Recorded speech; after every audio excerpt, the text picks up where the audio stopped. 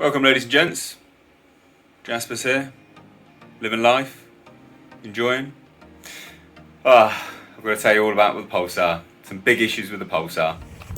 Alright, let's sit in it, talk you through what's happened. I'll tell you about that as well. Oh, hello GTiR, I love you so. But I really shouldn't.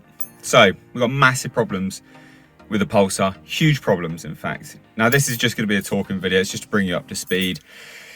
If you don't follow my normal channel, my main channel, you wouldn't know anything about this. I said this all on a live stream, but I need to break it down for you guys here as well. Obviously, this is your channel, you guys want to follow this car. Massive problems with this goddamn car. So, it was due in for its MOT, wasn't it, on Friday. Friday gone, we're now Monday.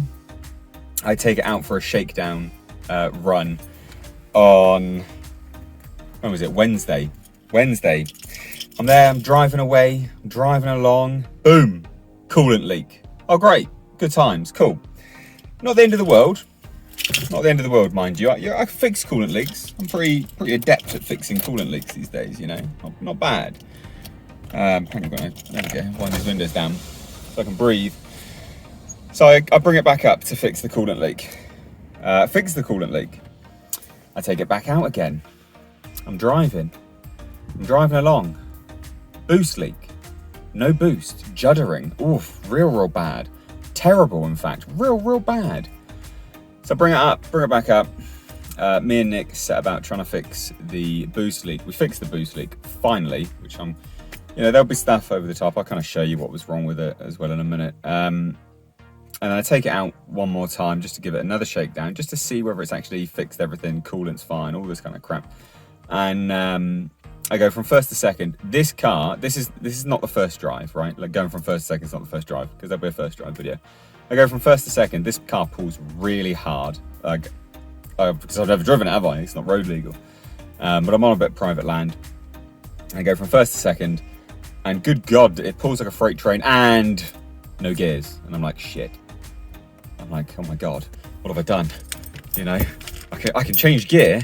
It's going into gears, but there's nothing. It's not going anywhere. It's permanently in neutral. And I think I've ripped the clutch apart. I don't know for certain, but I think I've ripped the clutch apart. What happened was the clutch is still spinning, and nothing's engaging. The clutch fork works.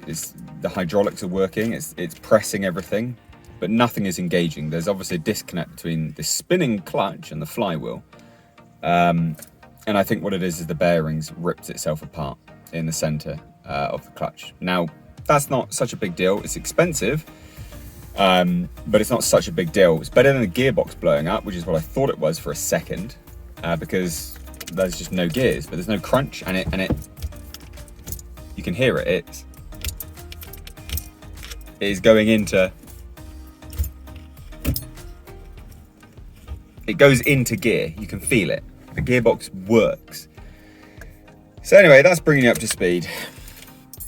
It is now booked in for its clutch. I've got a stage 2 competition clutch. There'll be stuff over the top of this video because I've just had delivery of that. Tomorrow, I am taking delivery of a built gearbox, which I've purchased for this car. I purchased it actually as a spare, but what I am going to be doing is putting it in instead.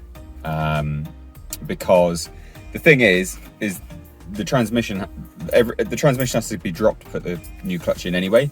So might as well put the new transmission in and then keep the stock one as a spare and then get that one built. So I have 2 built gearboxes. So if one built one, which is going in, blows up, then I've got a built one as a spare, which I would have built slowly because it's quite expensive to build a gearbox. The built gearbox was actually really cheap. I'll tell you how much it was because I don't like to hide stuff here on this channel. It was £1,600, which I think was a good deal because a stock gearbox was only about £950. So I was like, well, £600 more, give or take, is actually a bit of a no-brainer. And in terms of its built gearbox, it's a shot peened gears, which is a form of, it's a way to strengthen the gears up anyway. And then the case is cryo treated, which means that the case is stronger. So if a gear does jettison itself, it shouldn't break the case, which means you could get it rebuilt on the back end of it, which normally you can't, because if the gearbox blows, it will jettison it out the case anyway, the transmission case, and then it blows up. You can't reuse it, can't build it then at that point. So there you go, bit of a yabbery video. We did fix all of we fixed basically the windows. That one works now. It's a bit slow, but it works. So we took that apart, took the door card apart. That is because we've got a leaky sunroof. I've told you about this sunroof before. I was going to get it fixed. Well, I wasn't going to get it fixed, actually. I was going to get it sealed up permanently. But we're not doing that because actually a subscriber of the channel, amazingly, has a sunny sunroof, which I'm buying off of him. We're getting that next Friday, then that's going straight in the car, which should be quite easy. I think it's just a case of unbolt, drop it, and then put the new one in, and then just unplug and plug it all in, basically. I'm hoping that's the case. I think it looks quite easy, to be honest. It doesn't look like it'll be too much of a hassle. Should be quite simple. But we do have one good thing to install today. Interior mod, a bunch of mats. Yes, car mats. So I had these bought from eBay. These are just some black and red car mats I thought I'd buy. Make the interior a bit nicer, and it will fit with the theme, because we were obviously running sort of the black and red Nismo theme on the outside. We've got black and red on the door steering wheel. We're gonna have a black and red stitched leather shift boot, and I've got a nice Nismo gear knob on the way as well. So we're gonna chuck these in the car now and show you what it looks like. So there you have it, one semi-mod today. Not the best video, but I need to bring you up to speed on all of this. There's really nothing else actually to show you. I was going to show you the engine bay, but there's nothing to show you with respect to the clutch.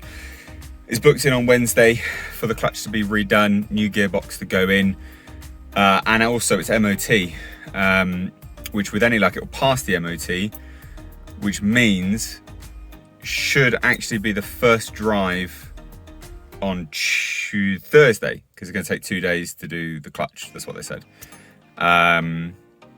So yeah, should be good. I was going to show you the clutch. I don't think there's any point really, to be fair, unless I put some stuff over the top. But a bit of a talky video. I'm sorry about that. I really like the car mats, actually. They are literally just some like rando brando on eBay. They're like a no brand, but they're supposed to fit. I don't really understand this one here though. Seems a bit weird, that one, but whatever. Looks good. Nice black and red. Suits the car. It's nice. It all works. Yeah, they fit well. They're good quality. They don't slide because they've got like a hard underside, which is good. Yeah, they just lift the car a little bit more, because obviously inside's been so gross for so long. Obviously we did this deep interior clean. This is here to stop the leak from the sunroof getting obviously onto the seat again, which it has done actually, thankfully. There's nothing there. And then the new one will go in. And actually, believe it or not, just to let you in on something coming up soon, this car, if all is good, will actually be at BOQR car show in Cheltenham, I think it is. I'm going to be bringing this car down to that car show. I'm not like showing it off. I'm just parking up and walking around the car show. But the abandoned Pulsar, if it passes the MOT, will go to its first car show, along with Nick's Skyline, his R32 GTiR. So if you're in the UK and you want to pop down to a car show, you want to see this car in person, I'll let you know in advance. There'll be another video in between all of this, but it'll be like the day before. This should go there. So that'll be good fun, and I will film it obviously. But anyway, guys, thanks so much. Take care.